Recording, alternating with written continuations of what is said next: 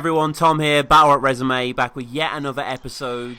We're recording this really early in 2019, the first week of 2019. 2018 was an incredible year in battle rap, so to recap back and to look forward as well, it only made sense to get two of the biggest names in the sport on the show.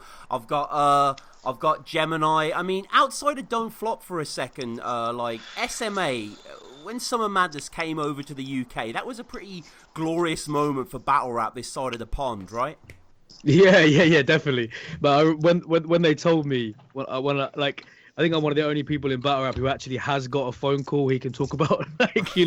Most of the time it's absolute bullshit and it's a Facebook message. But I actually did get a phone call from one of the Smack team, and I just thought, to be honest, I thought they were gonna try and tell me if I could not have one of the battles on the Don't Flop 10th birthday tour or some shit like that. Right.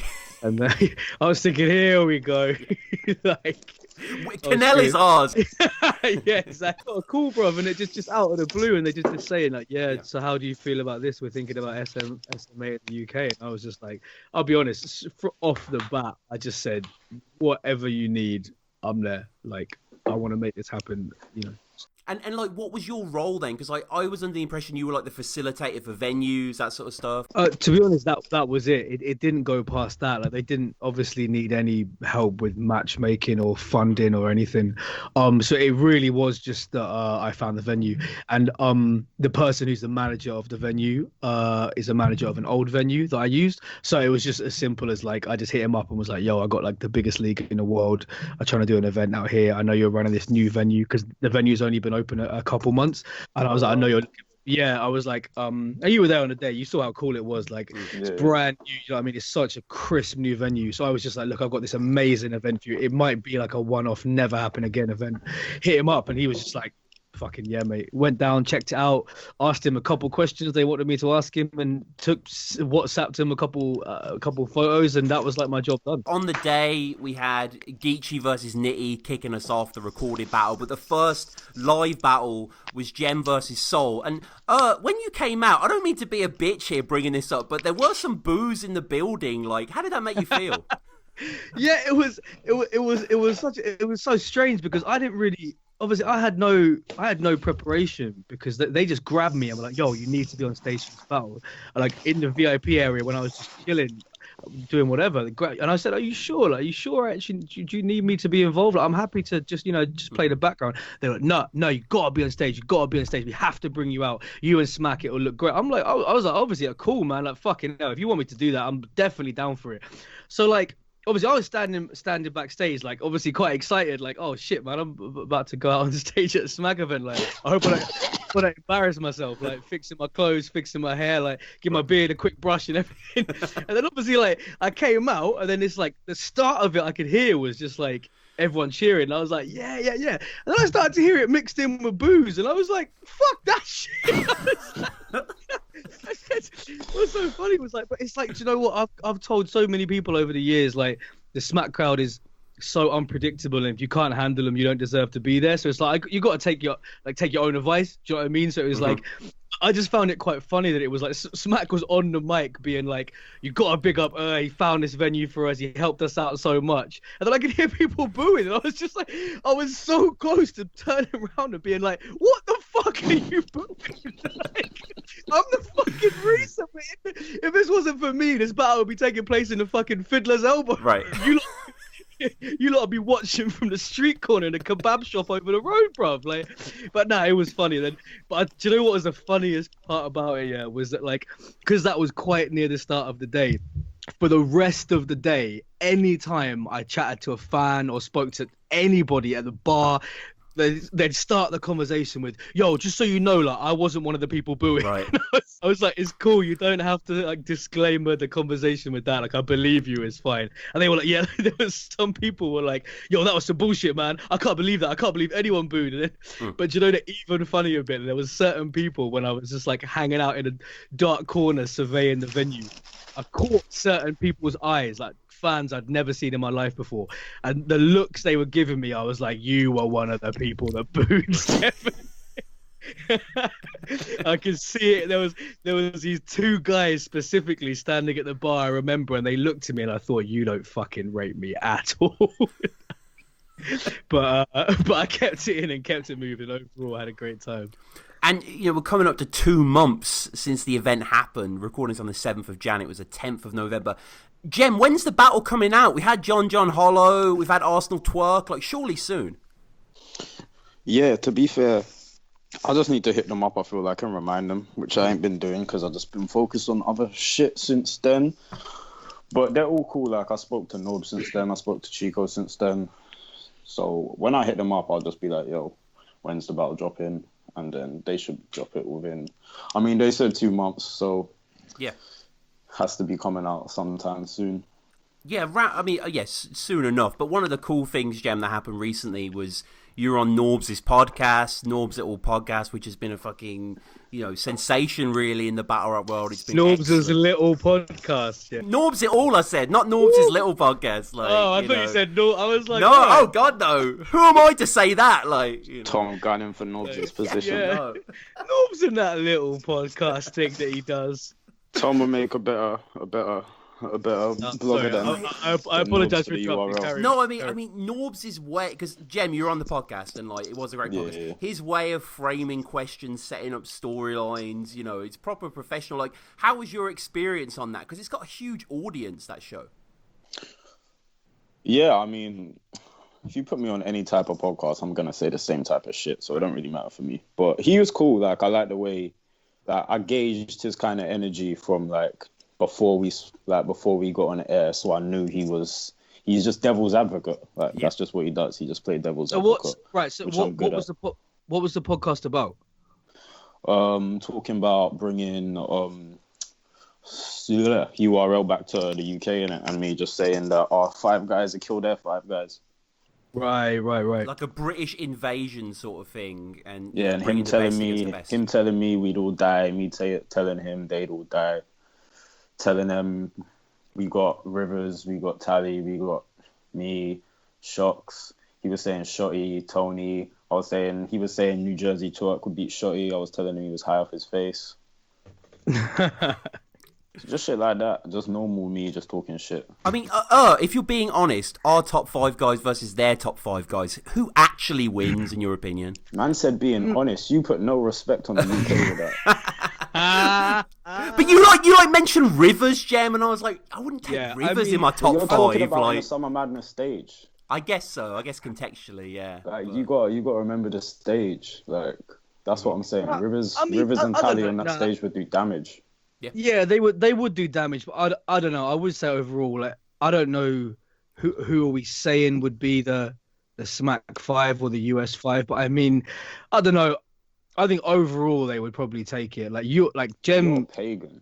No, I'm just, you're on a high level and you've got experience, and now you've been on the stage once. But I was on Battle of the Brave. Battle of the Brave was the same crowd. Yeah, true. But I mean, but this is what I'm saying. It's a hard. They booed JC that day. Who is in the US team? He said Twerk. What do you say? Yeah, Twerk, I think Nitty was in there. Geechee was in there. Yeah, Av. Yeah. That's. I mean. And JC. Yeah, JC. It's just. Bro, it's just as simple as it to me. Like, America's just a bigger country. There's gonna be a higher talent pool in America. Yeah, they got more. They got more. Do you know what I mean? Like, obviously, bro, if they made it like 20 on 20, it would be mad because they got way more people. I tell you what, I think it would be even. Don't get me wrong, but I think out of experience and crowd control and stuff, I think if Smack honestly picked their best 5, I don't see anybody around the world fucking with them, like on a team basis. Like, but you're going to like Lux and Hollow and Surf and them, man. I mean, the 5 that they said, like, okay, who did they say? And in this fantasy, this was the matchups was Twerk, because in his head he had Shotty in this little fantasy league, so it was Shotty versus Twerk, it was me versus JC, Av versus Tony, Nitty versus Shocks, and Geechee versus Rivers. Okay.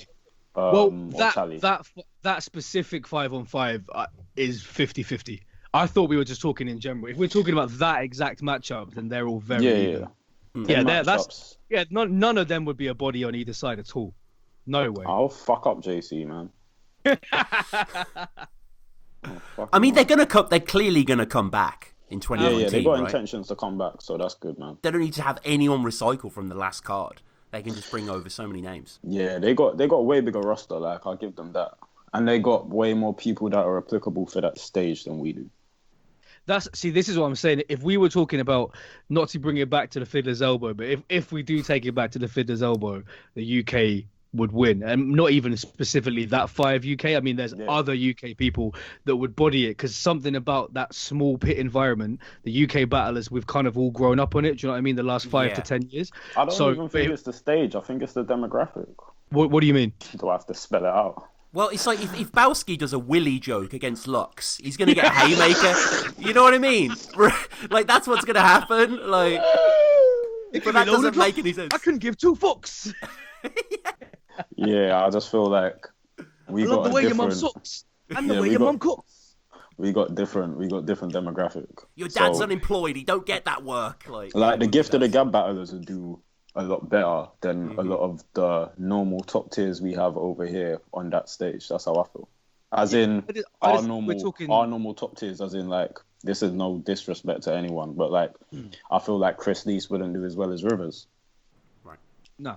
Well, that's like Shout saying to them, they're battling as well. Yeah, they're battling. That's like saying Soul. That's like saying Soul didn't do as well as you, and everyone knew that from the get go. Like, that's Soul knew that. That was obvious, and it's like. But what I respect about Soul is that Soul was just like, well, I know I'm at a disadvantage because I'm white, but fuck it, I'm still going in. Do you know what I mean? But that works both ways as well. Like, it's the same thing that like battlers like Rivers and Tally get when they battle in the usual format we have over here. So it's kind of like...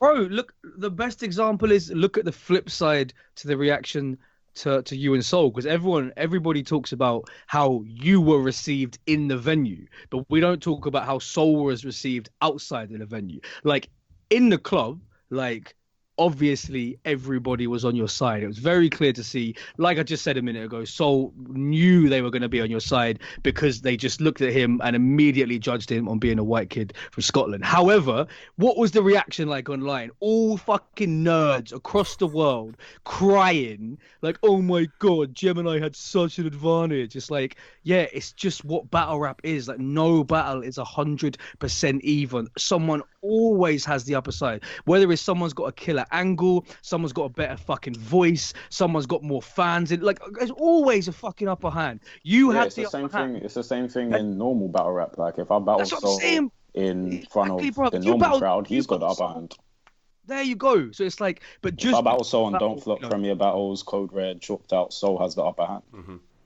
And you'd see none of the nerds would be saying, "Oh my god, that's so unfair on Gemini." Because it's the normal battle rap format for them. They'd say Gemini should be able to adapt, and that's what Soul tried to do. Unfortunately, the issue is with Soul that some people, even though he did adapt his material, refused to listen to it full stop. And that, even though I've said you should be prepared for it, I did think that was a bit disrespectful. But like, once Soul did start getting his material off, and people could see, all right, he's not trying to be a smart ass with the way he's writing. He's trying to really make everybody here get the ball. Punching out. Yeah, he was punching, and I it's a lie to say everybody, but probably like 80% of the building did give him a reaction at least once. But if you battled him on Don't Flop or whatever in front of our normal crowd who has known him for longer and probably likes him more, a lot more, yeah, 100%. You're gonna be at a fucking disadvantage, and you would never complain about that, and you'd never get people online sticking up for you. So it's like, just because he had what his first battle of his career at a fucking disadvantage, and people are crying about it. It's like Soul wasn't even crying about it. So why are you? You gotta think.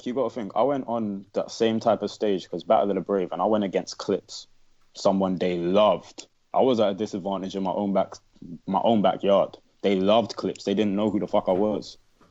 They literally did not know who man was at all. I didn't cry. Like, it's just normal. That's what battle rap is. You're gonna be in situations where you ain't the favorite. Brother, when I battled Kid Twist in Toronto, when I was announced as the winner, everyone booed. Like, people were giving me love. Was I judged? Bro, yeah, people were giving me love throughout the battle. They were reacting to my shit, but it was one of those occasions where it was like, okay, we know him and we like his shit, but of course Kid Twist is gonna win. Now, when Kid Twist wasn't announced as the winner, bro, people started booing. Oh shit! I thought you meant that other bro, brother, they were 24/7 you. Yeah, Oh, I know. 24/7, yeah. All white people do look and sound the same, but no, I meant Kid Twist. But yeah, Shout out to Kid Twist as well. He reviewed my battle. yeah, they weren't feeling it. They weren't feeling it. And do you know what? It's probably the same with 24/7. If that battle was judged, which it luckily wasn't, because I probably would have got jerked in it because of his third round where he was fucking cry wanking on stage about working on a building. I'm a teacher. Like, yeah. Just oh, that, bro, yeah, look, 24/7's a cold battler, but that was one of the most overrated, overhyped Yeah. rounds all fucking time. Completely agree. But if that shit was judged, he probably would have won off that round. And the same thing, like if I ended up getting the judge's decision, people probably would have booed again. But they were showing me love the entire battles. That's just how it works. Around this time was the premiere of Versus, Gem Battle Cortez, which you mentioned in our episode when we were going over Soul as well. I don't know if this is a controversial opinion, and obviously I'm biased, but I've watched both, and I enjoyed Versus way more than Bodied. Right. What?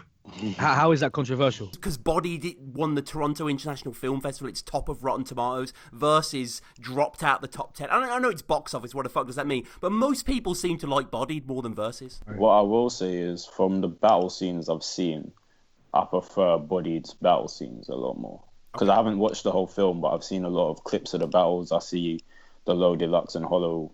I feel like they just took more time on the battle scenes, if that makes sense. I just feel like they put more into the battle scenes than maybe Versus did. But I haven't seen it to judge. But the battle scenes look crazy, and I'm slightly happy that they got that look and they got that whole. It's still great. It's still great. Yeah, I think they're very different films, and they're trying to get different emotions out of the viewers. You know what I mean?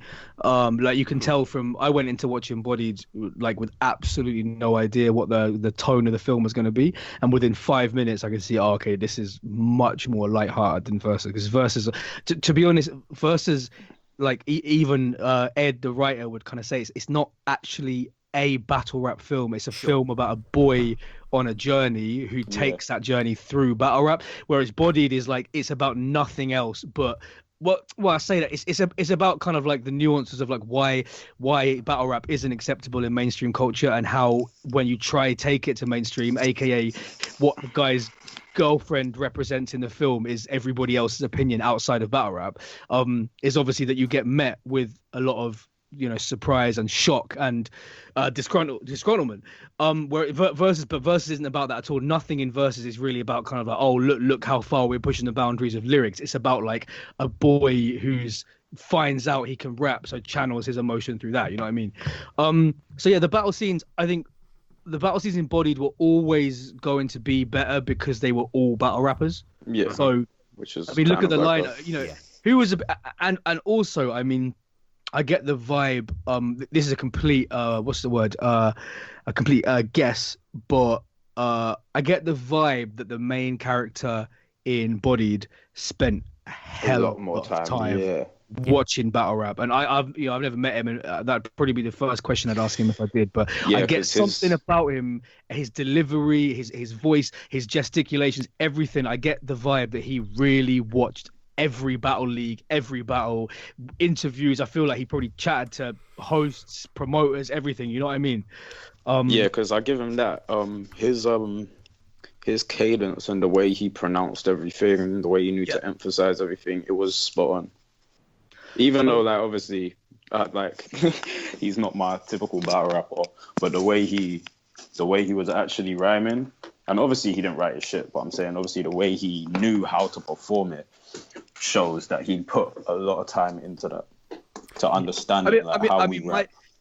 As far I don't think many people would argue about that. I think most people would agree that overall the battle scenes in Bodied are better, but Bodied is better. But I mean, then on Versus, I definitely felt like one of the strengths of Versus was just the cinematography in general. Like I really enjoyed like even little things like the coloring and stuff like that. I really enjoyed. My favorite scene was Shotty beating him up. I'm not gonna lie. Yeah, that was my favorite part of the whole film. Yeah. That was crazy. I was in the cinema and everyone was just silent while it was going on, and I was just like, "Chat shit, get banged," and then the whole cinema just started laughing. But I mean, it's so fucking crazy. Like when this film came out in the actual cinema, me and my girlfriend went to this this showcase in the middle of nowhere in Reading. It was the nearest cinema playing it, and seeing and Gemini in the credits, and obviously you, Gem, performing in the film. Like, it must have been a crazy feeling to see it up there on the multiplex screen. Like, yo, talking about the credits, can we shed light on the fact that I noticed Gemini's name was misspelled in the credits and he didn't? No one. Wait, was it? I swear you told me this. No, not in the final version. One. Yeah. In the draft, yeah. we all got sent the draft version with just a little message saying, something like "cool?" ? Everybody replied, "Yeah, cool." And then I replied, "Gem, that's not how your name's spelled." I just see Navid and I was like, "Yeah, that's blessed." Right. So yeah, we were cracking up about that. But yeah, it was live. It was live. Fucking proud moment, man. Talking about seeing it. It's like when I saw it at I think I saw it twice. I saw it once at a private screening and then once at the Shuffle T Jazz thing, and like just seeing my name and all of our names as writing credits for the film, it just felt so good.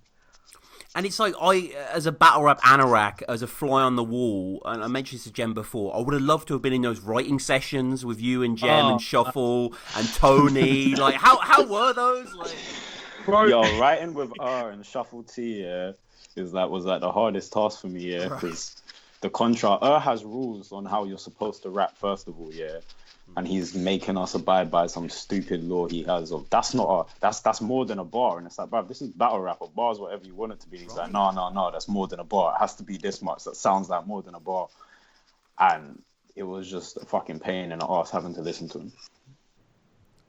Yeah, so moving on. No, those writers were legendary, man. Like, what's so funny is like the different ways we all came up with the bars, and that's why, like, when anybody asks and I say, oh, it was me and 3 other people, I'm always like, nah, it genuinely was like 25% each. You know what I mean? It was It was so good because nobody didn't pull their weight. Like, every single person had certain, when we got given the brief of what the bars should be, it was like, okay, Gem, you think about those ones, and then okay, and Shuffle, you think about it. You know what I mean? It just, the whole thing just blended together so well. And we were honestly, like, no exaggeration, we were like in tears writing some of the bars. Like some of the ones that when it was just like, oh, come up with we need a 2-bar for a montage, and then Jem would be like, yo, I got this punchline in my phone, and he'd say it out, is that good enough? And we'd all be crying like, bruv, we don't even have to think of any more bars, that's the bar, put that one down, that's it. Like, so it was such a good experience. Yeah, I'm not gonna lie, writing with Shuffle T was probably like a full eye-opener for me. Just because I get to see how he actually thinks of bars, and he's literally, I started calling him, he's a battle rap scientist. Like, the way he writes is crazy. He had his little rhyme books on him with all the multis, and just seeing how quick, you can literally tell Shuffle T any multi, and off the top of his head, he'll think of like 5 that are like complex because he's a machine. Like, he was like the multi guy in the group, so if we had any multi, he'd be like listing them off like off the top of his head, getting his books out, and I literally just saw how he writes, and that was like one of my favorite things about it. What was also funny was the revisions of the bars. Like, when we'd all be like, this is the best 4-bar of all time. Yeah. Send it off to the company, get it sent back, highlighted in red. Like, yeah, so we can't really have that much implied violence towards a woman. So it'd be like 12 bars of like, because what it would be is like, they'd say to us, okay, so for this verse, we need the boy to say to the girl something about how she's a piece of shit feminist, whatever. So obviously we would take that and be like, you're a fucking cunt, blah blah blah blah blah, I'm gonna kill you and chop you and put you in a dumpster. And we'd be like, yeah, I think we got that topic nicely locked off. And then it would come back and be like, yeah, you really need to tone all of that down because we didn't mean go that hard. But then it was so funny because we were kind of like, well, we don't know how much to censor ourselves because like we're writing to a brief, but at the same time you're telling us to just do basically whatever we want to do. So there was a lot of back and forth, but even that part of the process was still enjoyable because it was like almost like, oh, okay, cool. Yeah, it was a challenge, exactly. It was like, all right, cool. So that bit wasn't good enough. All right, how can we make that a bit more PG but still keep the essence of what we're saying? Yeah, that was one of the hardest parts, to be honest, because they gave us such a strict kind of like guidelines to abide by. That like that was that was the challenge of the whole thing, because we'd write bars, they'd send it back. We'd be like, okay, we can't say this. I remember I wrote something and I put fam in it, and they're like, yeah, we don't think he'd say fam. I'm like, fucking hell, like I can't get nothing through. I'm already writing with Shuffle T. Like Shuffle T and me have completely different ideas of what bars are. I'm trying to say, yeah, punch him in the face, shank him in the eye. Shuffle T's like, no, no, no. Versus, we spoke to the director, Ed Lilly, on the show. Go listen back to that episode. We also did the review of the film with Jasper. Getting on to Don't Flop now, in 2018, I mean, the first thing you uploaded was the Grime Clash, if I'm thinking right, the Peace Soldier Bills, that might have been right at the end of 2017. And 2018 has been like a recuperative year. It's been mostly music, mostly old battles, the tryouts. Like, what has been your thought process that year in Don't Flop?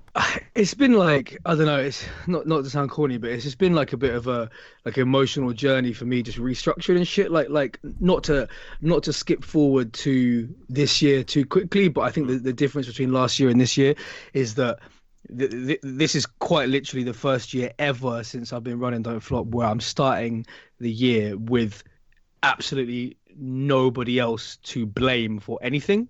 You know what I mean? So I think this last year it's been me still recuperating a lot. Like, I think it's definitely a recuperative is a good way to describe it. Because, you know, not to get too deep, but it's definitely been me recovering mentally week by week and whatever, and that's why like I've started going to events and stuff, and like it was really good to have people come up to me at events, and like it was so funny. Like I described it like people at events and on the all through the Don't Flop tour at the end of last year, any fan I spoke to, the best way to describe it was kind of like I was like leaving the house for the first time after my wife had died or something, because like people would be talking to me with these kind of kid gloves on, like kind of like saying things like, oh, it's really good to see you got out of the house, Rowan, man, it's good to see you here. And like I was always like, yo, like I appreciate it, but like I'm not like, I wasn't like sitting in a chair rocking back and forwards for 11 months. Like I was all right. Blood, do you know? Don't lie.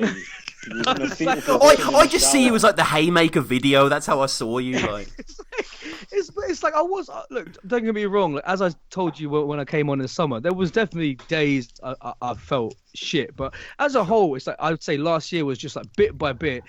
I wasn't really in a huge rush to keep releasing content because I knew all these events I've got coming up, I'm going to stack the footage, and then 2019 is just going to be drop.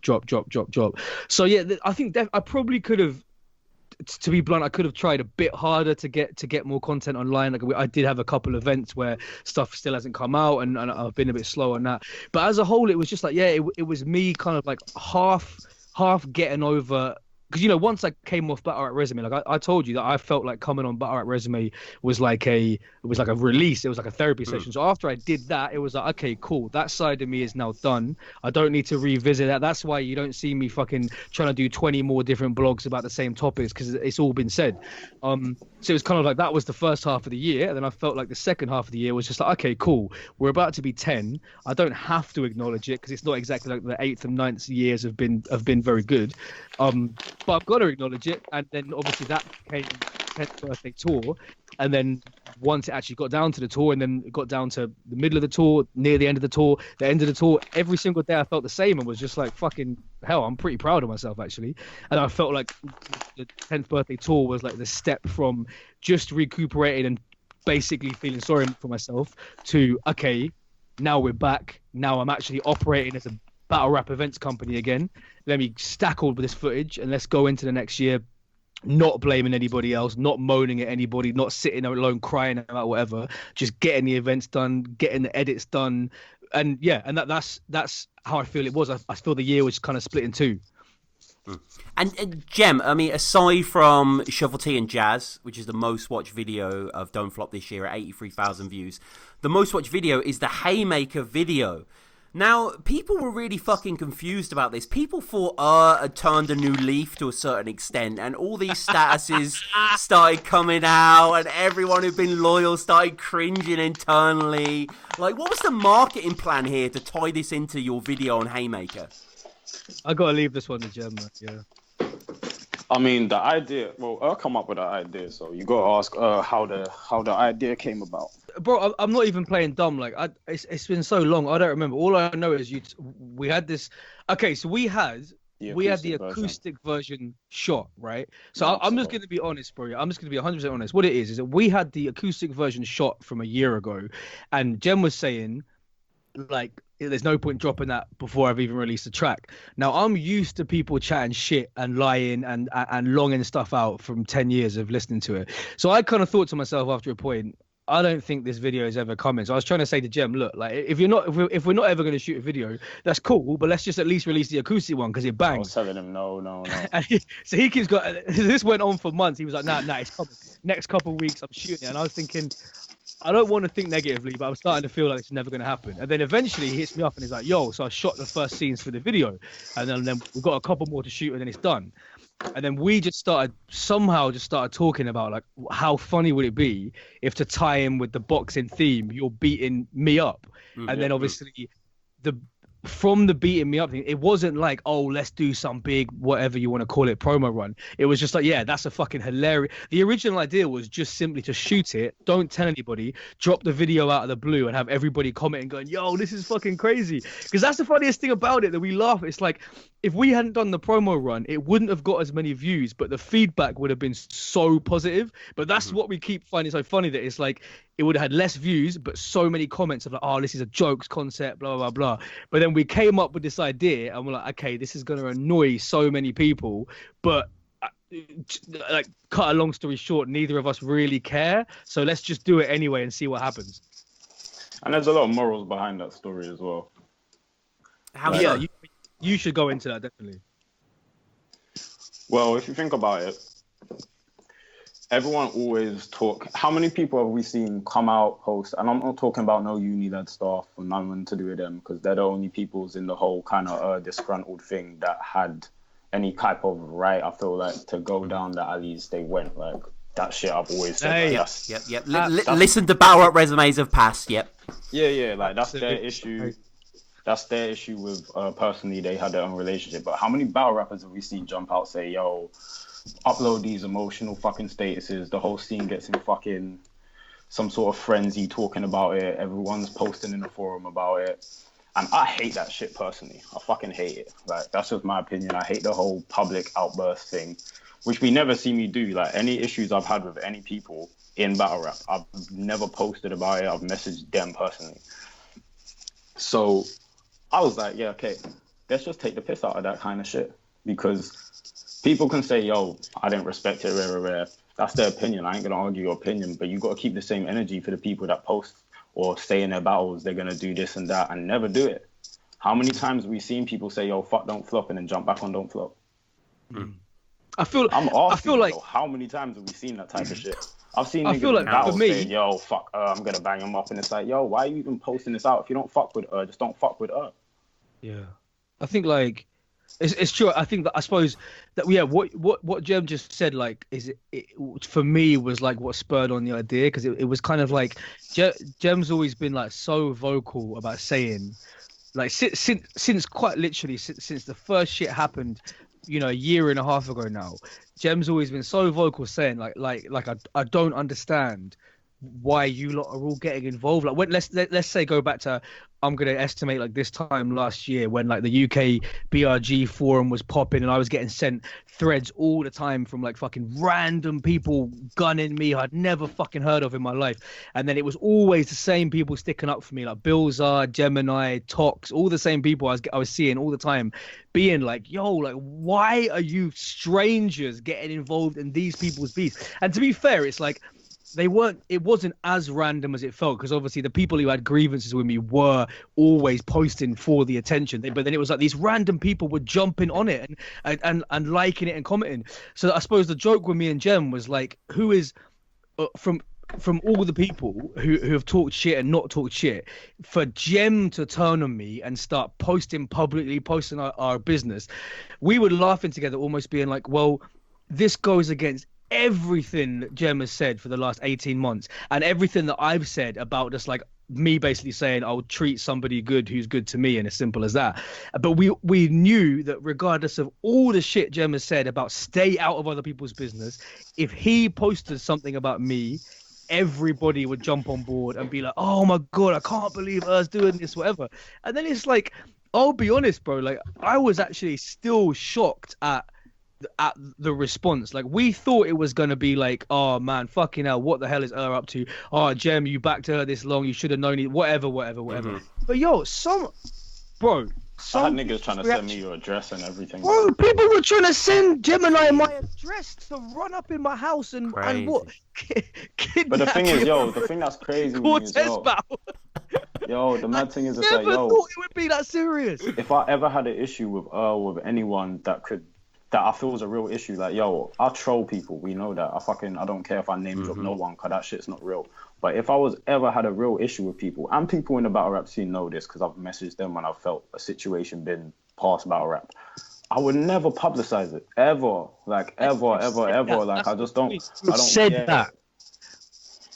Yeah, I don't get it. Like, there's a difference. Like, I can't post saying I'm gonna thump someone up and then thump them up, because then it's on record. Like, there's people watching. That shit's already gonna get me shift. Like, and you ain't doing it for that reason. Like, if I got a beef with someone ever in my life, like, I'm not beefing nobody for attention. That's crazy. No, I mean, fair enough, but people didn't know because it went on so long, and you were posting inboxes. You were saying, I battled Cortez 2 months ago. Why am I still waiting for my second half? You're a full-on gimp. I will slap the Jesus beard off your face. These are tweets that you said, and like, you know, I don't know. If you can see the side by side, the Gemini's public posts and our WhatsApp conversation during, like, literally, it was just like him going in on me more, and then us just message each other LOL with more O's in each time, because it was just like, and then the more people got involved, like he posted that status on Facebook, which I suppose is what got everybody. I didn't check it for a couple of days, and I read through it, and there was like some like vicious comments from people saying, oh, I cannot believe, why would he do this to you? Blah, blah. It's like, yo, like, Jem's been saying if somebody else has a beef with somebody, stay out of it. Yet everybody jumped on it. And then also, then the next stage of it was all the people that believed it, like we knew was going to happen. Everybody that believed it, backtracking and saying they never believed it. And it's like, no, you did believe it. It's obvious you believed it because of the messages you were sending me or Jem or both of us. And now suddenly it's not cool to be a part of it. It's, oh, I fucking knew that was fake all along. Or like, I don't really care if people thought it was fake or real. Like, that was like, yeah, we knew. I'm not gonna tell you. I ain't gonna tell you it's fake, because that's not the objective. But if you think it's fake, you think it's fake. Like, I don't care. I've never ever had as many battlers hit me up in my whole life. People I don't speak to, man, I literally never spoke to. I've got inboxes, and I aired like 95% of them. Like, I ain't gonna even respond to you. But one of the main points is, look how much something that people were so unhappy about. Look how much. Why do you pay so much attention to the negatives? Like, they just proved, like, that was a big point. It's like, yo, you lot love the negative, you lot love the drama. It's what, like, you pay more attention. Like, let's keep it real. The blogs talking about the whole situation with and Unilad. I'm not even Unilad, sorry, because that's making it about the brand. But you know who I mean. The ex Don't Flop staff. Why does that have more views than actual battles have? Yeah. Like, I saw people blog on this. I didn't even see it. Like, I see people sending to me, because I ain't in the forum, and I wasn't entertaining no one chatting shit about it. I don't care. And then once it dropped, that was it. It was over for me, and I didn't care.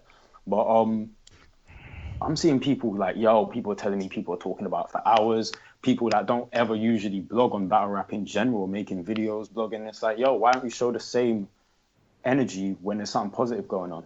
People are speaking about this more than the battle, the champion of the year bullshit that I started. It's like, yo, why we support the GoFundMe's when it's about buying niggas new shoes and fucking sending man back to their home country, which I ain't got a problem with that. It ain't my business. But when it's actually something positive, the battle rap scene they don't respond to positivity as much as negativity. And this was kind of an eye-opener. I feel like more people are pissed off because it put a big mirror on the scene. That's how I feel. That's how my brethren hit me. He's like, yo, it's just nobody likes admitting certain things about it. It's like, yeah, like, they can say this was done, like, this wasn't done for for no views or nothing like that, bruv. Like, I would have dropped my video regardless. Like, I didn't have no plans for this, but it makes a big point. If you don't want to see the point, like, I can't bother to argue with you. What's understood don't need to be explained. But like, I'm seeing people uploading their first video, why to talk about this? Why don't you show the same attention if you've got a platform and you want to talk about things? Why don't you talk about actually good things that happen in battle rap?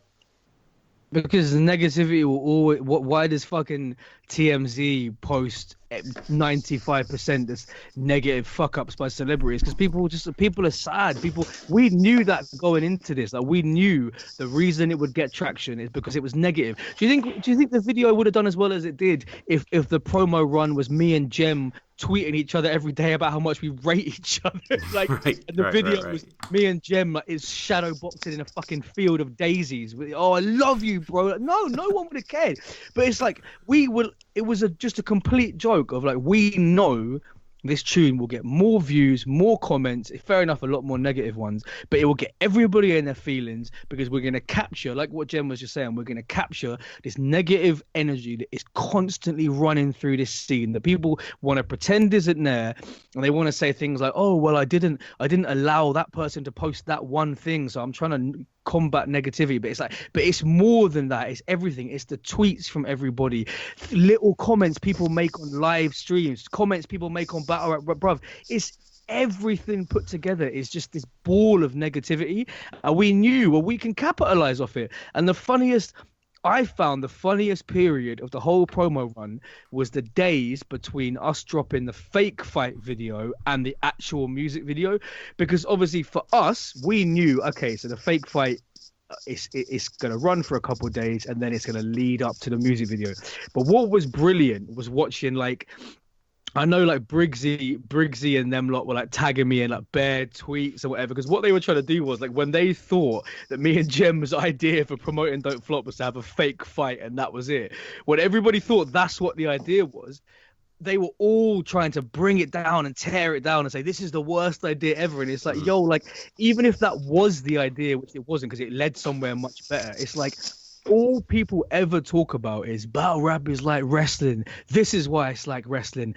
Every battle has a reference to a wrestling bar. All we were doing was playing off that idea that this is a staged reality. Because in reality it is. Like, you go to events, people slap your hands, everyone hugs you, and the same people talk shit about you when you turn the corner. So it's like, it is a fake environment that's been created. So yeah, we filmed a stupid fake fight, and it was so funny in them couple days watching people like break down the video and saying things like, oh, I know this video's fake. There's a Ronin in the background, and it was fucking Gemini's brethren's bicycle handlebars. Like, and it was that was one of the mad ones still. That was one of the mad ones. Dying about it. Like, people were saying, how dare you think we're stupid enough to think this video is fake when we can see the Ronin in the background? And we didn't even reply to the tweet saying it's a fucking bike handlebars. We just let it run. And then it was like, there's a lot of things. Yeah, there's too many things about it that was almost like, yo, because the narrative changed because they thought that unexpected, was it. Unexpected things that I didn't even expect. I keep it real. I didn't expect certain people's reaction, but I'm not gonna rechange the narrative that's already been painted. Like, I can break down, because I know the new narrative was this got done on a specific day to take away something from Premier Battles, which I think, to be fair, I think we need to address that to clear that one up. That's one that's actually worth clearing up. I can't really argue. Like, I'm not gonna. It's like. I can't even really get into it, because it's like, I don't feel a way to even, like, yo, if you're being real, all right, to say that you're putting too much thingy on you're putting too much responsibility behind that video on I had no say in when I started tweeting. I had no say in anything except the video dropping on the Sunday, and that was always the plan because he had an event that day. So the days I started tweeting, which was about, and I don't know what happened on what day, but that's all mine. Like, the days we decided to start tweeting, that wasn't Eurgh's choice, that was my choice. I said, I'm going to start tweeting soon, started tweeting in the middle of November, which was after my Cortez and my Soul battle, which is why it didn't come out before, because I wasn't going to do all that shit while I'm leading up to 2 battles. So that was the timeline. and that had nothing to do with her because the video got shot in like August or something mad. For them to, for like, obviously I spoke to them, I've heard how they feel, but I didn't get into that conversation with them. But for that to be the narrative, you're saying Gemini is trying to, because it's nothing to do with her. There's no time frame for any of that shit is to do with her. So you're saying Gemini is trying to do something to take away from Premier Battles, which to me just sounds crazy. Like, I ain't even gonna. I'm still cool with them though in my head. Like, they don't have to fuck with. Like, I've been support. Like, to go through like the timeline of when it happened on my Twitter or wherever you're looking, you're going past me promoting your events. You're going past me promoting the Soul and Ilmat battle, the everything. So it can't be both. It can't be I'm doing this to get at you, but I'm supporting you. Because first of all, we know me. If I'm not, I don't bite my tongue. When has there been a time that I've fucking bit my tongue about dropping names? If I really did this to spite anyone, I will drop your name. Because I'm not the type to fucking want you to not know I'm doing this. Yo, if I'm doing something to get at you, I believe I'll drop your name. So that one, like, I've tried to get where they're coming from, but from their perspective, if it looks like that, I ain't really gonna argue about it too much. But I know what it is. Like, that was down to me. You're putting too much respect on her. Hers people didn't film it. This weren't filmed by Don't Flop. This was filmed by my management's people. Everything about this video, except the concept, near enough, came from me. So the timeline is me. The day I started tweeting, that's me. So it can't be Gemini is trying to take away from Premier Battles, because it's not a Don't Flop thing. This is a Gemini thing. Can't be that, because if I was going to do that, why am I posting your shit? Why was I posting Briggsy's video the day before? Why am I posting all this shit? I'll still be supporting these niggas, just because I'd be fake to myself if I just stopped supporting something because of something that I don't even feel is true. I still promote their events, because my position in battle rap means no matter what, I'm doing a disservice if I'm not promoting battle events, and I promote every league. Any league can try pretend I don't, but I promote Code Reds pay-per-views, I promote Premier Battles, Gift of the Gabs, even the Irish League, I post their shit. I post all this shit because being in the place that I'm in battle rap, that's my duty. I think the problem is, right, what you're saying is true. Like, I mean, I think people tried to push more of the blame on to me, because, to be quite honest, that they tried. I can see where they were coming from, but they're seeing it as if this was a you thing. Like, when I looked back at it, but it's like, they're not trying to book me. That is what it is. People they get annoyed at you, and it's fair. There was a fair few people that were like, "Oh, I can't believe Gemini and but I definitely did clock a few people that were like, "I can't believe that did this," and it's like, but I'm just.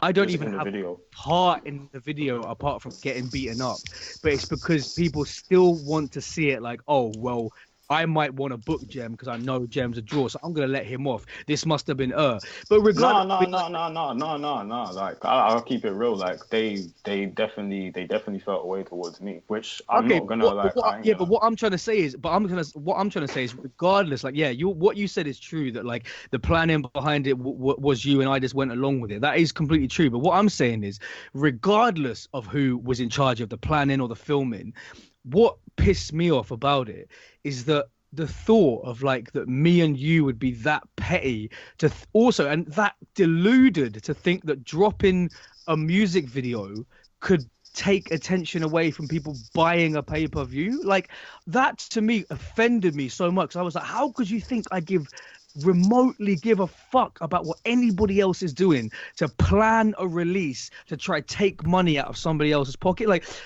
and what this is me speaking for me, not Gem. Like, this is completely my opinion, but it's like, what fucked me off so much about it was, like, you're seeing all of those people send shots, say you can't like Premier Battles and Don't Flop. Now, that saying shit like that is trying to fuck with somebody's money. That is directly trying to fuck with my money, trying to fuck with and mess around with the heads of my fans, hoping that my fans are dumb enough to believe that you literally cannot watch two battle leagues. But me, you don't hear me bitching about that, because I'm just like, yo, like, I'm kind of like the parent, like, yo, I'll let the child tire themselves out. I'll just keep on doing what I'm doing. But that's what I thought. I thought the hypocrisy of when I would say basically daily people from the league are trying to send shots and are trying to fuck up my business in many little ways, to then say, because I dropped a music video, like, bro, I think some people seem to get it twisted. Like, I own the Don't Flop channel. I run the channel. If I want to drop 25 videos a day, there's nothing you can tell me that I can't do it. Like, if me and Jem decide we want to do a music video, we want to drop it on Don't Flop, it's up to us what fucking day we decide to drop it. Jem hit me and was like, cool, let's get it out this weekend. I'm going to start tweeting now. The ball is rolling. So it's like, okay, maybe it's unfortunate timing that whatever it was, it dropped on a day, or the main argument dropped on a day. I don't know what dropped with what, but the consensus was some people was like we were trying to take money from somebody else. And it's like, regardless of whether you believe in the whole saga of me and the Don't Flop staff, whoever the fuck you believe, and whatever, if you think you rated Gemini, you didn't, all of that aside, to genuinely think two people would think, okay, we're such big stars that if we drop a fuck about music video filmed in the middle of nowhere where I'm getting punched with bloody 50p fake blood on my face, right, and to genuinely believe that we are like, yeah, we're going to drop this video and shut the whole scene down and all the money comes to us. It's like, bruv, like, what are you smoking, mate? Do you know what I mean? Like, so that was, of all the negative feedback, people saying you two took the piss, you two took it too far, you two are taking it too much like wrestling. None of that shit annoyed me. But as soon as I saw people trying to tell me that I was taking money from somebody else, then that kind of soured it for me, because I thought, well, do you know what? I've tried to believe that people in this scene are a bit more open-minded nowadays, and they're not as dumb as they used to be when they were believing fucking, stupid, battle rap resumes from Callum Martin that ended up getting taken down. Like, I thought people... I genuinely felt like people must have progressed past that a bit.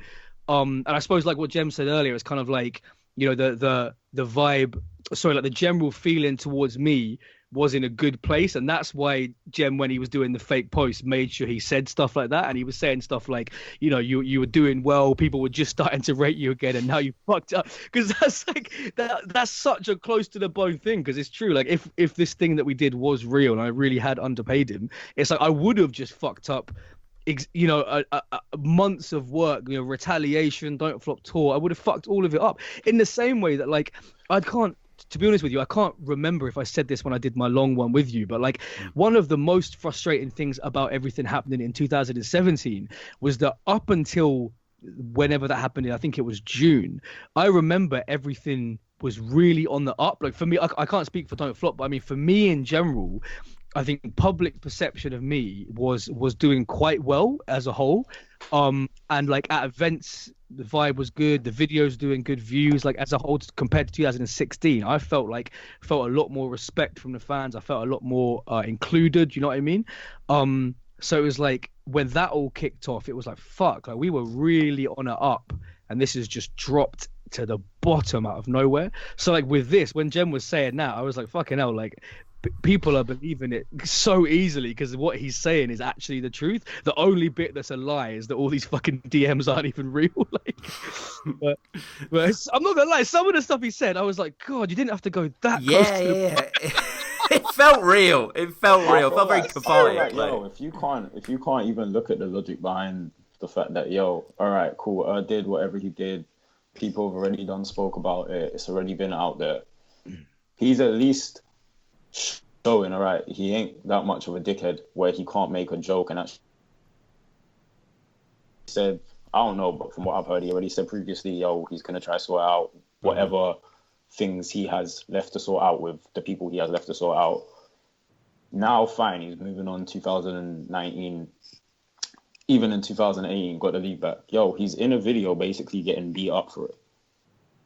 Like, he's in the video is almost like, like, it's all like, it's kind of self-explanatory. This is what I don't really want to talk about. Yeah, it's kind of like, it's like, all right, this is kind of what everyone been saying, so we're going to tie you to a chair and we're going to punch you up.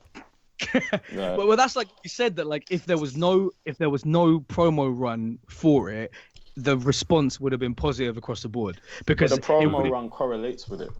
No, for sure. But I'm saying the promo run also made people feel stupid, like that, and that is that's the bottom line of it. That people would have definitely got the joke of like, this is Jem doing what so many people have said they want to do, and that would have been all it was, and it would have got so much love.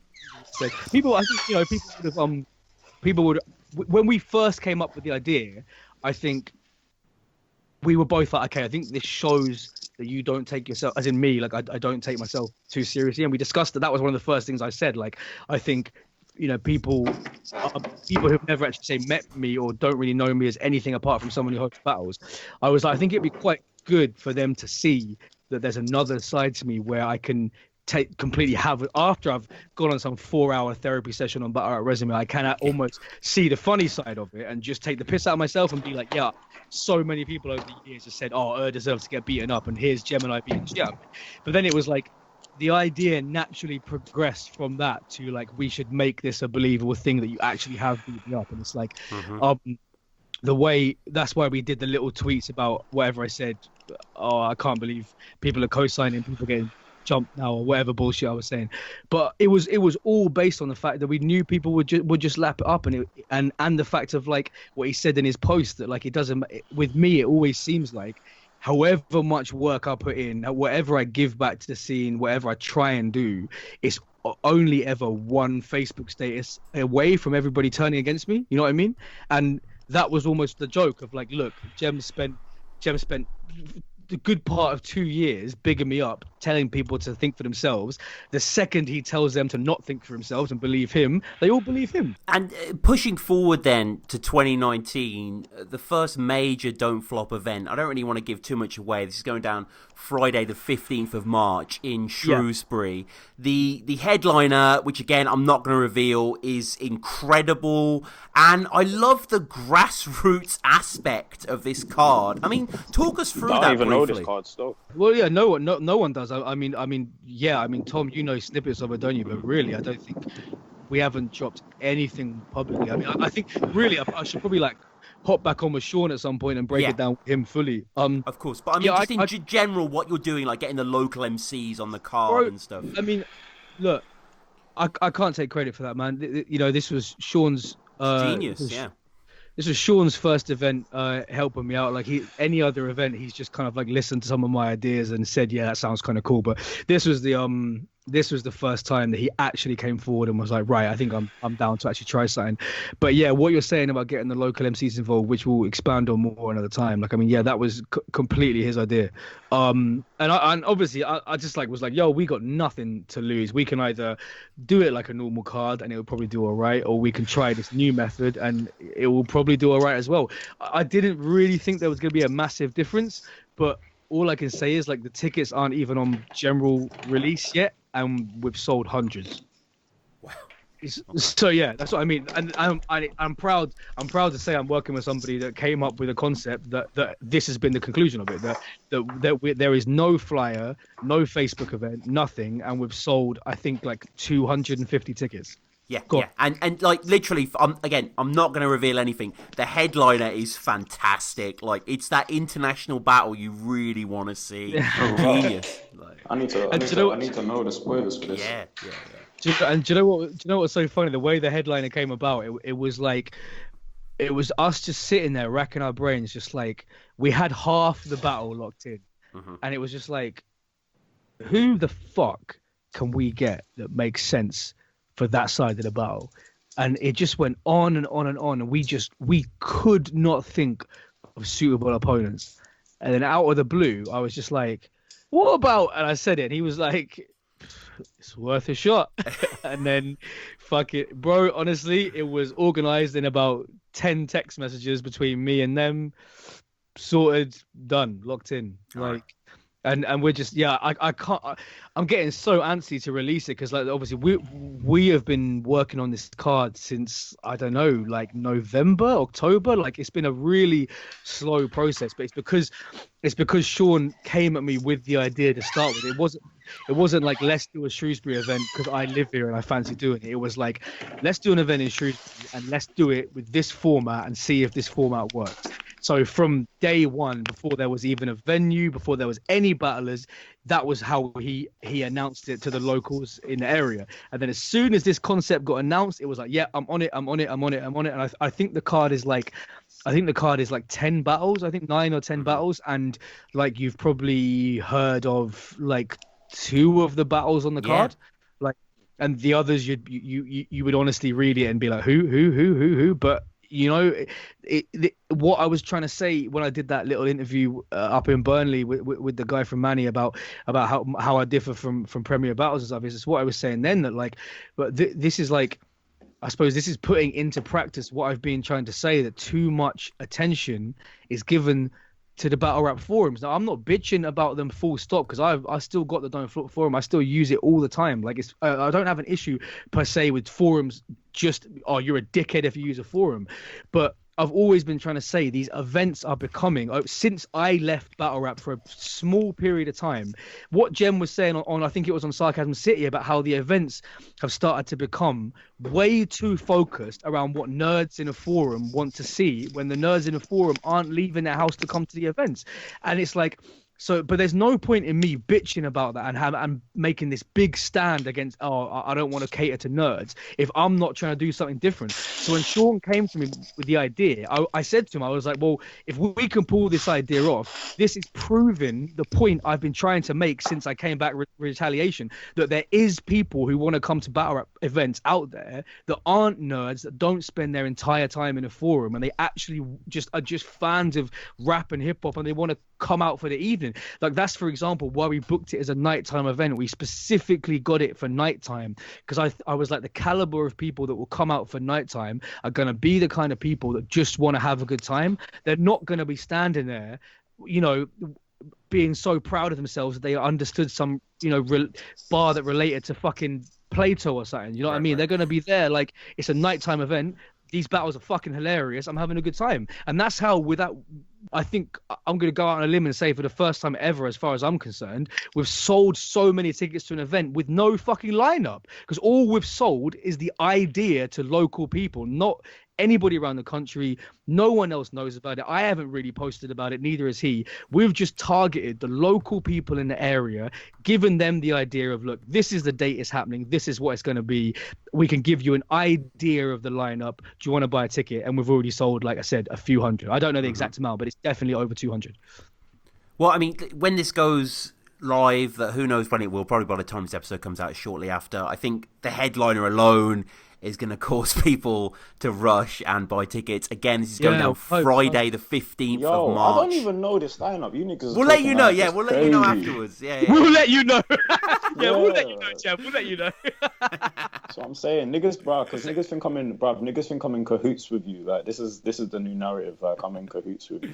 So they must think I'm like working for Don't Flop. I don't know, Nine. I'm not into this interleague shit. Well, literally, no one does apart from Tom. Tom knows. Yeah. Tom, you know, because what? Because Sean told me. Through Sean, yeah. Jem, 2019 for you, the rest of it. We're doing the Battler of the Year fundraiser. 2019, like, I ain't got no battles really lined up. I ain't league biased. I'm battle for any league. Just gotta make sure everything's right with me. I don't care if you don't like her. I don't care if I don't like you. That shit ain't never bothered me. Because I feel like the new narrative is I'm like working. It's like, no, like I knows fully well he can't control. Like, I'll do what I want to do. Same way he, like, yo, there's battlers I might not fuck with. I'm not gonna be mad if books them. Like, that's his business. Like, and it is business at the end of the day. I've got a good relationship with but at the end of the day, if it wasn't a business relationship, we wouldn't really speak like that, would we? Because we're both involved in battle rap. That's what we speak about. That's what we work on. Exactly. It's how we met. Our entire relationship is based on the fact we met in the scene. Yeah. With the Battle of the Year thing, that's just something I want to just keep pushing forever, because, like I said, this whole situation, even with the Haymaker video, that shouldn't be getting more attention than the Battle of the Year shit. That really shouldn't. We should be pushing that. Like, I mean, come on, let's think about how many GoFundMes there's been in the past, like, 4 years for stupid shit as well. Like, and we can raise money for dumb shit. The only two ever that I actually, and I donated to both of them, was the one for Bagnall when he lost all his stuff, 100%, and the one for Shocks. Yeah. They were the only two GoFundMes that I could actually respect and be like, yo, but I've seen people upload GoFundMes for anything. Like, we're all grown men, like, let's not get it twisted. Like, I'm one of the youngest as well, and I'm not young. Like, I'm one of the youngest battlers in the scene, and I ain't young. Yeah. Like, we're all grown-ups now. We shouldn't be asking for money, and the money that we should ask from fans should be towards the scene they're supporting. It shouldn't be towards anything else. And especially when you've got people like, yo, Soul's had an incredible year. Like Soul's really like in a year where battle rap wasn't at its strongest. People like Soul, Dialect, Chris Lees, and a lot of like, and I give a big credit to Premier Battles for what they've done this year, 100%. But those people, it's like, yo, when you're putting in that much work, there should be some type of reward at the end. There should be some type of hierarchy where it's like, yo, we're gonna list the top 10 battlers. We can even do. I even wanted to do a stock drop list of people who ain't been putting on, because this year, or the past 2 years, has felt like there hasn't been pressure. Like, and that's something that I feel like the fans notice as well. Like, we noticed the battles aren't at the same level as they were. We noticed that everyone's a bit too friendly. We noticed that it feels like people don't take battles as serious no more. And I always said when I come in, it was serious for me, at least. I knew, yo, if I lose this battle, I'm not going to get this opportunity. I remember how it was. I got my Big T battle because it was, yo, if you win your next couple battles, we'll give you an international on the birthday. If I did shit in those 2 battles, I wouldn't have got it international. I wouldn't have got Big T if I wasn't putting in work. If I wasn't staying up crazy hours in the night, making sure my material's right, taking days off work back when I was working in fucking 2013 and shit, 14. Like, I really was going in hard, and I feel like there's only a few people that put in that work ethic and have been putting in that work ethic. Like, we still find it funny when people say, yo, I ain't got around, or we still find it funny when people make stupid jokes in battles. That's almost like, all right, man, we've been doing this for like 9 years now. Like, can we just take it a bit seriously? Like, the in-house kind of, this happened in the forum joke. It's like, this don't bring in new people. It exiles us from the rest of the world as well. Mm-hmm. Like, 100%. Like, I keep it real. Soul, Dialect, Chris Lees, Rivers, and there's a lot of people I can't even mention. They've really been putting in work this year.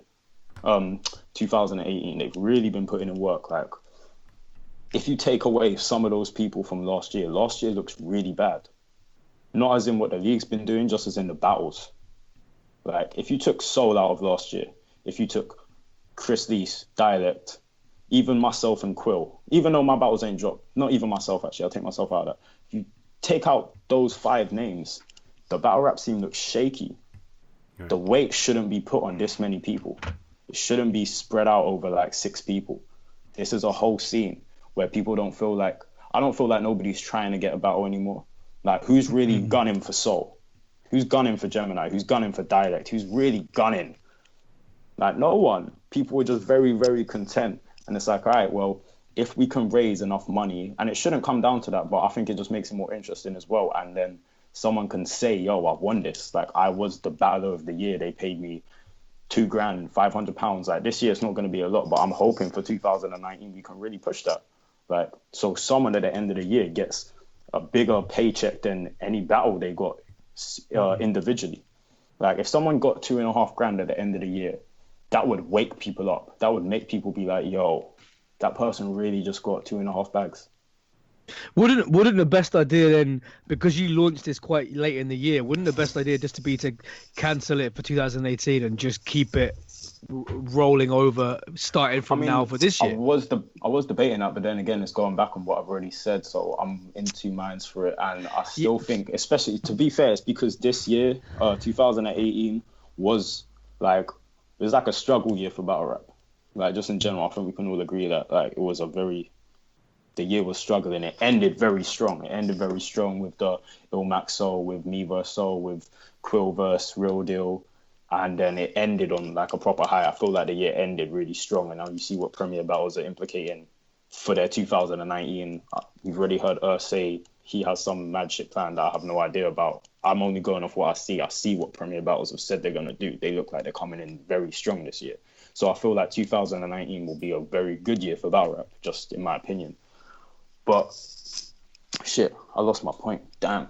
What was the question? Well, I was just saying that, like, I feel personally, I think it would make more sense to just say Battler of the Year starts from 2019, because it would. you No, you got me back. year last year.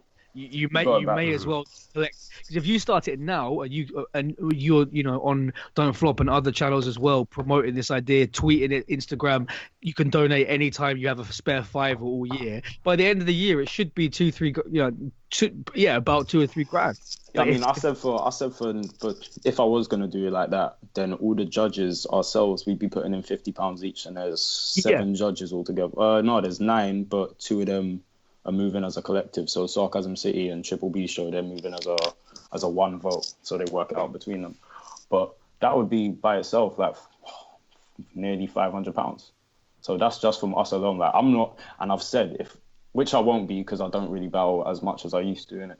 So I will probably never be in that running, and if I am in that running, I'll just take myself out of the judging panel and put someone else in. yeah. But I do feel like the people that held it up this year deserve something, because I don't feel like they get, other than like Soul always will get the respect he deserves because he's Soul, and that's just like, that ain't even a diss to him, but he always gets like the respect he deserves. But I feel like people like Dialect and Chris Lees this year, like they were really putting in work. Like if you took them out of this year would look shaky. It would just be like a Soul show. Literally, it would be like the whole of battle rap would have been centered around just Soul. As in, like, battler-wise. I don't think some of the people that should have had, like, I feel like Bobby Rex, hopefully in 2019, he literally goes for heads, like, because I feel like he's been coasting this year. And he's someone I always feel like has the potential to be amazing. And I feel like if he gets his head out of the whole forum shit and just focuses on actually, yo, I want to kill Soul, because it's like, you got Soul, but you got Soul because of the Premier Battles format. It's not like you were gunning for him. You're not gunning for... You got Quill because of the last minute pull-out thing, but it's like, yo, you should be gunning to have the best performance, to be better. I want people to start wanting to be better than everyone else. That's how I come in. I wanted to kill everyone. I wanted to, eventually I wanted to get the biggest battles possible. I wanted to be the best. And I don't feel like we get battlers that want to be the best. But I know what you're saying. Do you know what? Do you know what? Do Do you know why that's not as bad anymore? Do you know why that doesn't happen as much anymore? Another thing that I said on numerous different shows is that there isn't enough rappers anymore. You didn't come in from your living room. You came in like, oh, I seen this Don't Flop thing on the internet. I'm already a spitter. I've been spitting for fucking years. I want to battle as well. So you've already... And I'm not. It's not just Gem, but Gem is probably the best example of it. Gem's come in with the vibe of, I am a rapper. I want to be at open mics, at shows, grabbing the mic. I want to be on radio sets. I want to rap first. Secondly, I want to battle rap. Most of the people now that are coming through, they have never picked up a microphone in their life. They've never been to an open mic. They've never battled on the street. They've never been in a cypher. Bro, to be honest, half of them don't even fucking listen to rap ever.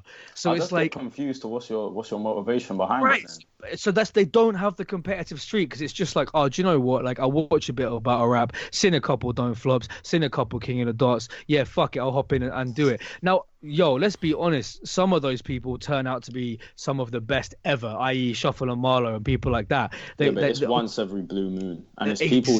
No, you can't even put Shuffle T and Marlowe in that, because I've spoke to Shuffle T and you have as well. So I've heard Shuffle T saying, yo, him and Marlowe, you literally used to drive around. That's true. That is true. Thinking like they were still thinking of rhymes before they jumped in the ring.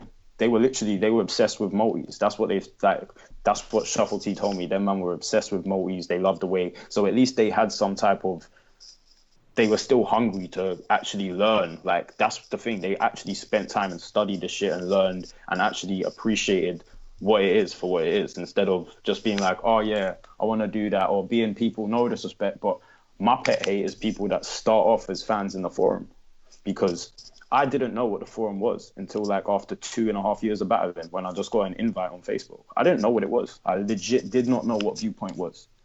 Like, so I feel like you're not supposed to be in the forum seeing all the, because you're not going to come in organically. You're going to come in thinking you know everything. You got to learn it from being in the ring. You can't just assume the scene from being a spectator. I legit started battle rap after being to my first event, which was 5th birthday. When I was at 5th birthday, I jumped on the stage and grabbed the mic off Dialect passed me the mic, I remember. And that's why I always had a lot of respect for him. And I was just spitting on stage, got a little reload, and then I see Tony and everyone battle. And that event, I was like, yo, this is sick. And then Furtz asked me to battle, and I was like, yeah, 100%. I was like, I feel like I'll kill these people. That was my method going in there. I was like, yeah, I feel like I can beat these people.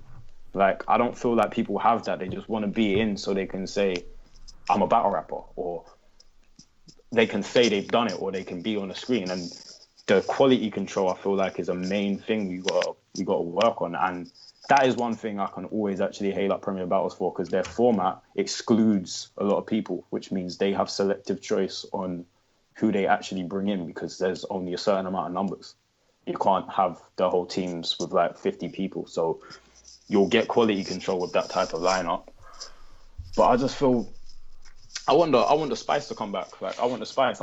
I think 2012, 2013, 2014 to a degree, the people coming through were MCs. Like, and I think that's, I'm trying to take Don't Flop in the next couple of years. I can't say just this year, but over the next couple of years, my goal is definitely to like make Don't Flop like the league for rappers, like the people who are like spoken word and whatever you want to call that forum style. Let's be honest, some of them are fucking good. Like we bitch about it, but some of them forum guys, they might be a bit nerdy, but they're really good. So like, I'm definitely not going to ever try and like, you know, keep them out. But at the same time, I really dislike how the focus has gone from people who can rap.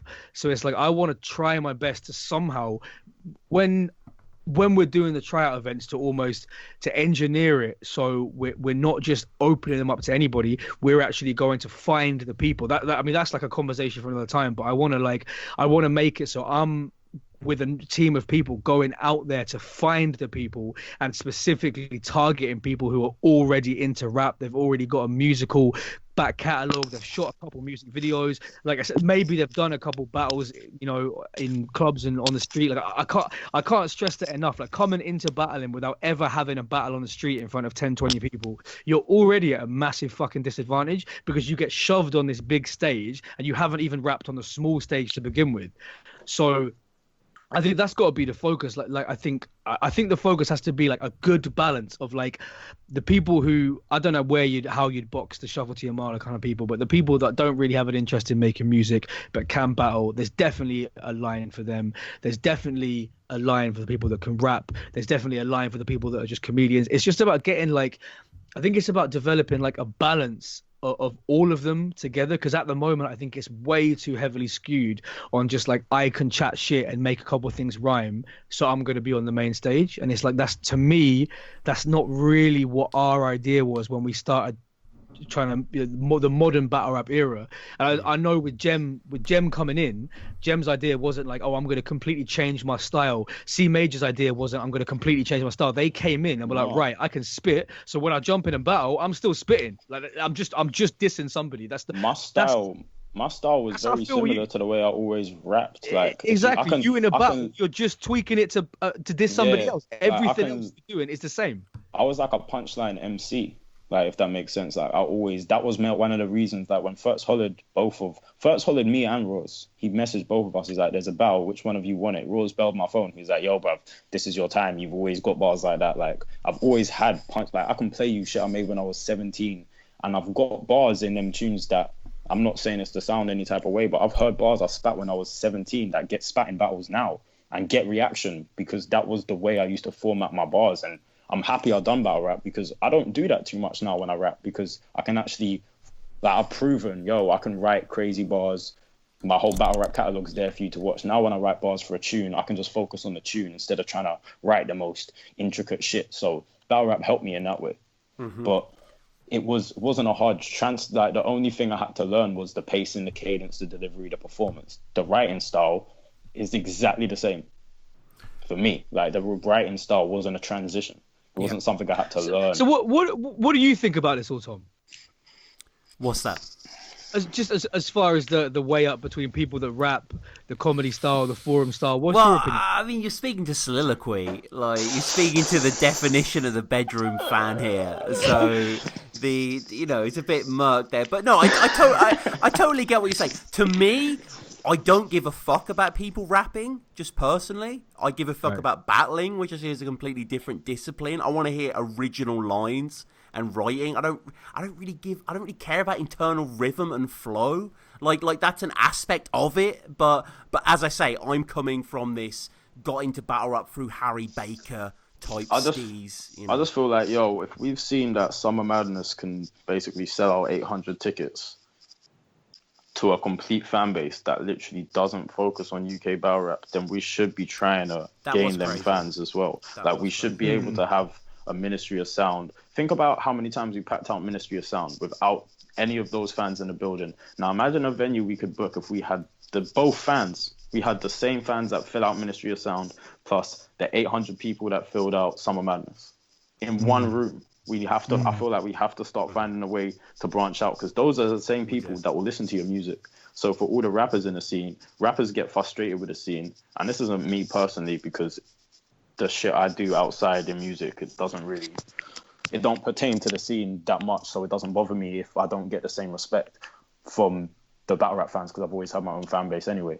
But a lot of people in battle rap as rappers feel like battle rap's something that will push their music career, and when they don't get that, it confuses them. But it's because the fans, like you said, you don't really care about the music side or the rap side of things in that sense. And that's not a shot at you, but there's a lot of people with that mentality, and that's something that disheartens rappers from actually joining the scene. Definitely. There needs to be a balance. So there needs to be the people that will go listen to all of Shuffle T's sketches and all that shit, and there's got to be the people that will bang out Dialect's EP and support C Major's music and all of that. That has to be the contrast. I think people don't realize that what you said is so true, and it rings true for so many people that you will have never seen in battling, because they're put off because they just think it isn't for rappers anymore. Like that.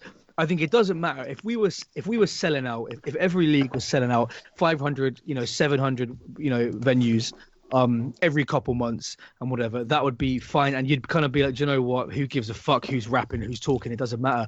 But it's when you're in my position and you're trying to get, I can't even think of an example off the top of my head, but let's just take rappers who are online who are getting like 50,000 views, 100,000, a million, whatever. I've spoken over the years to quite a big array of those MCs, and I've said, you know what I mean, you're a fan of Don't Flop, you should come do a battle.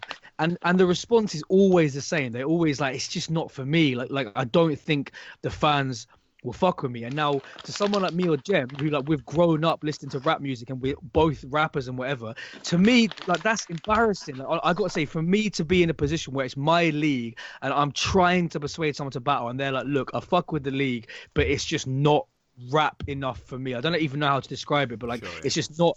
And that for me, like, that does make me feel like a bit of an idiot, because it's like, obviously I've been in control, and I think without realizing it, this is obviously before everything fell apart and everyone else jumped on it and kind of brought more of these forum people out of the woodwork.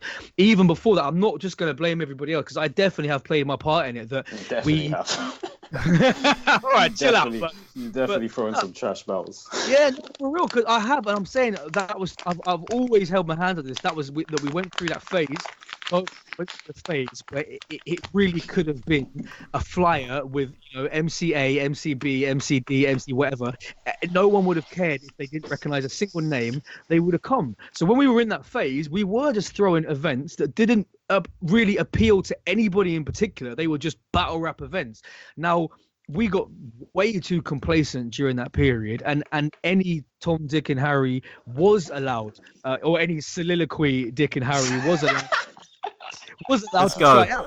So, do you know what I mean? So, me as somebody like as a fucking big fan of rap, when I look back and I'm like, I take a step back and I'm looking at the battles that are being uploaded, I'm thinking, fucking hell, I'm such a big supporter of this idea of battle rap should be for rappers, but I've just uploaded 5 videos in a row where absolutely nobody rapped in any of the rounds. Like, then I look like a prick. Do you know what I mean? So I'm saying, like, going forward, there is definitely a space for the non-rap style, but I really want to put my focus on nurturing the people that can spit on a beat as well, which is why I want to do like a whole tournament on beat. Like, I've been thinking about that for a while. I want to set up like a written, like I've done the freestyle on beat tournaments. I want to set up like over a few months, like a written on beat tournament through beat fighter events where it's all about who can make the best songs and spit, to be honest, control a crowd in a live environment with a beat playing, which a lot of battle rappers can't do.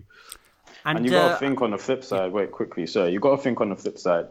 If URL events were a regular thing in the UK, a lot of rappers wouldn't be put off by that because they see the environment, they see the tone, they see, all right, this is a stage for rappers.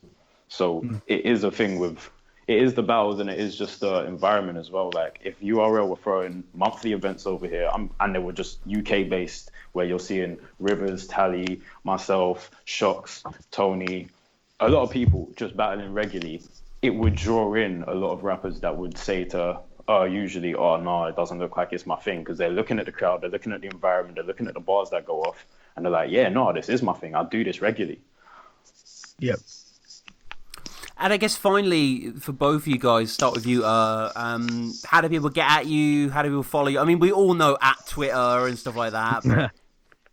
yeah, just really, as far as Don't Flop announcements, just make sure you're following Don't Flop on Instagram. Like I'm really trying to boost up the Instagram usage and stuff. And yeah, make sure you follow me on Twitter. Like I don't tweet as much wild shit anymore because I'm not trying to get Kevin Harted. But yeah, still follow me on Twitter, please. Follow me on Instagram and all that shit. And yeah, there'll be so many announcements coming like this. So we're at that stage now because it's the start of the year. We're like so much stuff is like 90% finished. But like as far as a Shrewsbury event, please keep it locked on all my social media for announcements of how to get tickets for Shrewsbury. And yeah, we'll be doing the written on beat events at some point. But yeah, so yeah, please follow me on all the normal social medias to hear about all the events. And there'll be, as far as the second half of the year, there's again so much stuff is like 90% confirmed. It'll all be announced on social media as soon as it's confirmed. Gem? Get me on Twitter and Instagram, GEMIN1_LDN. I've got 2 EPs dropping this year. I'm halfway through recording one. They're going to be lit. That's all I got to say.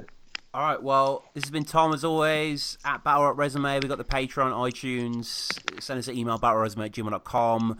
Tons of crazy stuff coming down. Again, I want to stress you need to get a ticket for this March 15th Shrewsbury event. I know what you're thinking. Don't flop Shrewsbury. Is this fucking Raise the Bar or some shit? But I no, this don't is, even know what that is. This is a crazy, yeah, exactly. Crazy event. This has been Tom. Jem, thanks again, guys. Done.